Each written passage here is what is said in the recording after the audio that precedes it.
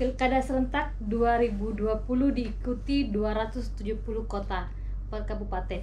Rabu 9 Desember 2020. Kita akan berbincang dengan Kuah. Silakan Ki. Ya. Ini. Selamat sore Ki. Selamat petang. Petang. Ini sudah petang setelah maghrib nih ya. Oke Ki. Ya. Ki ini mau pilkada serentak Ki. Ya. Pemilihan Ya, wakil. Pemilihan bupati dan Bupati. wakil bupati, wali kota dan juga wakil wali kotanya. Wali kota.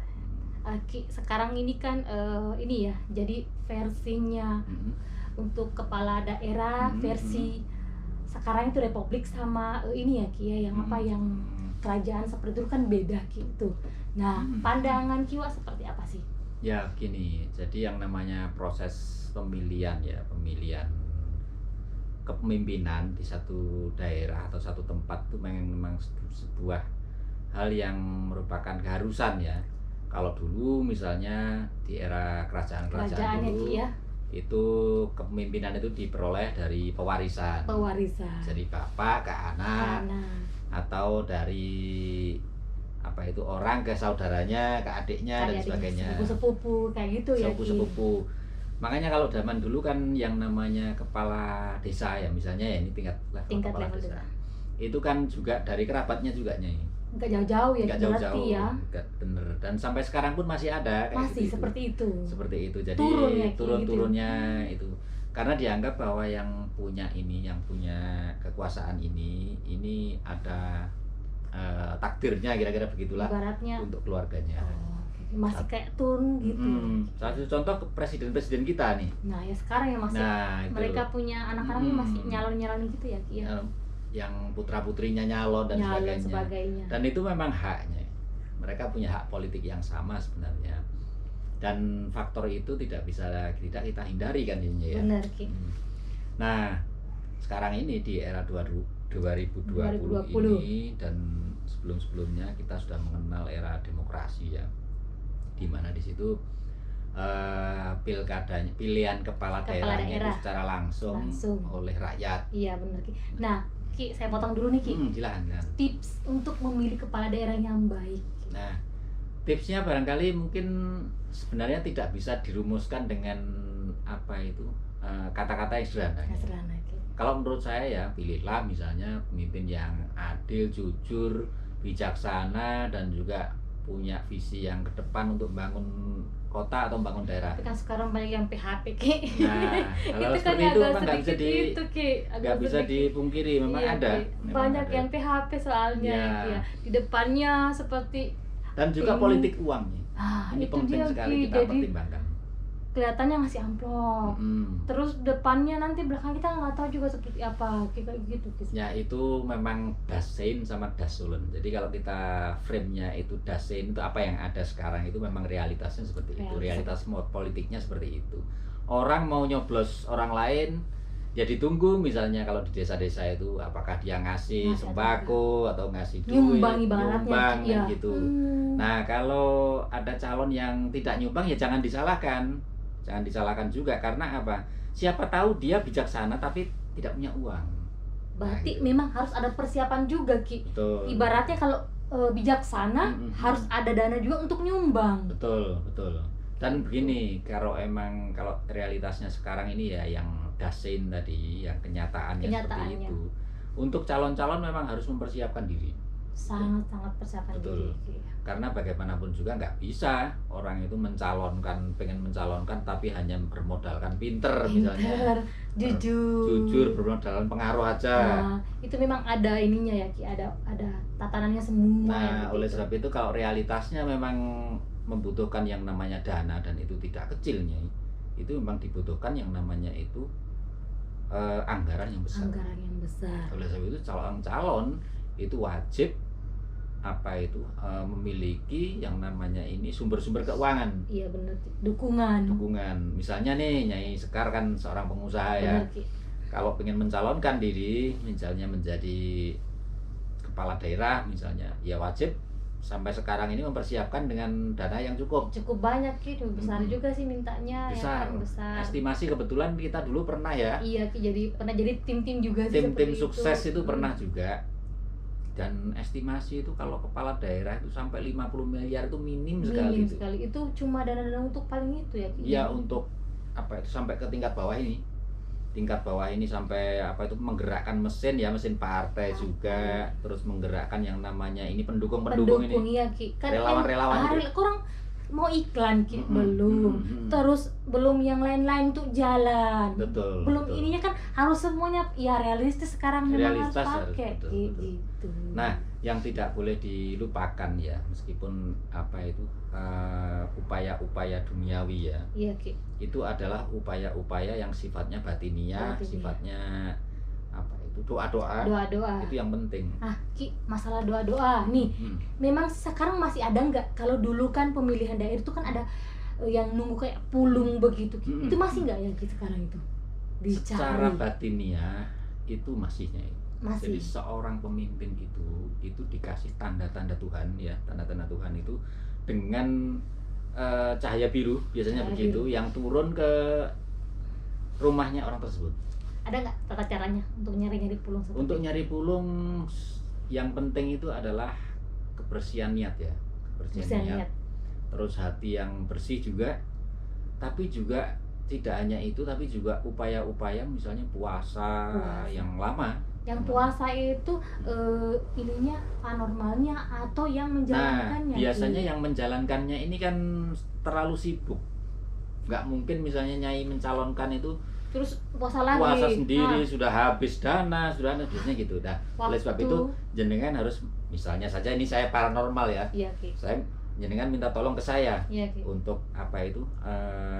Nyariin ininya petunjuknya. Nyari petunjuk dan juga minta bantuannya. Itu rata-rata kawan-kawan itu biasanya dipasrahkan begitu oleh seorang yang memang mampu dan diyakini oleh calon tersebut bisa. Nah, Ki, pernah nggak membantu atau ada pengalaman? Betul. Kebetulan saya pernah ya beberapa kali itu membantu seorang calon kepala daerah itu untuk meraih kemenangan. Nah, kebetulan tugas kami ini dibantu oleh sekitar saat itu 1, 2, 3 ada sekitar 6 orang ya, 6 orang tim paranormal kira-kira begitu. Sampai sebanyak itu ya Ki? Sampai sebanyak itu. Dan riadoh yang dicari pun macam-macam.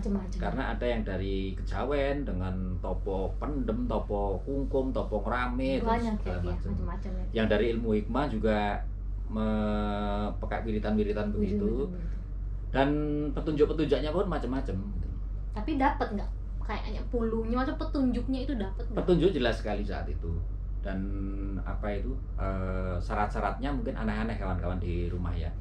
Misalnya kita harus kita menugaskan seorang, petunjuk yang kita dapat calon ini harus mendapatkan durinya pohon randu. Itu pohon randu kan agak susah ya? Susah. Duri pohon randu di makam-makam di 18 kecamatan di Sidoarjo. Nah, itu kita dikumpulkan. Jadi tiap hari gitu kita cari di duri itu dikumpulkan jadi 18 duri. Ditaruh di mana gitu? Ditaruh di apa itu? Mangkok. Harus dapat ya Ki? Dan dapat ternyata. Setelah kita kebetulan akhirnya kita pun cari, saya digonceng sama seorang begitu, itu cari di kuburan-kuburan di dekatnya kecamatan itu. Ada ternyata. Tiap kecamatan ada? Ada. Dapat Ki? Dapat 18 itu. Dan juga calon ini kadang kita punya petunjuk saat itu untuk gonceng naik sepeda motor. Orangnya langsung diajak keliling gitu. Calonnya ini itu diajak keliling Sidoarjo naik sepeda motor. Itu malam-malam. Itu syaratnya. Syaratnya. Dan untuk mendapatkan isyarat-isyarat seperti itu tidak terencana memang. Beda-beda. dengan syarat seperti itu ada nggak kendala-kendala mistik yang dialami calon tersebut? Nah, ini menariknya Nyai, kalau kita ngomong masalah apa itu supranaturalnya, pasti terjadi yang namanya serangan itu gitu loh, Ki. serangan-serangan, Gitu kan, serangan-serangan lawannya dari kan calon lain, Ki. calon lain, dan juga oleh sebab itu dipersiapkan yang namanya ini kemampuan-kemampuan mental yang kuat juga. Benar, Ki. Karena apa itu mungkin serangan dukun gitu ya, serangan paranormal dari calon lain juga akan mengenai kita gitu. Ya, kepala desa aja kayak gitu yang bantu saya itu kan bibinya nyalonin, Ki. Belum pemilihan 2 hari itu meninggal. Hal seperti itu terjadi. Seperti itu, Ki. Terjadi. Oleh sebab itu tidak hanya calonnya, dan kita pun akhirnya menjadi benteng dari calon ini. Jadi kita berikan pageran goib begitu agar calon ini tidak kena.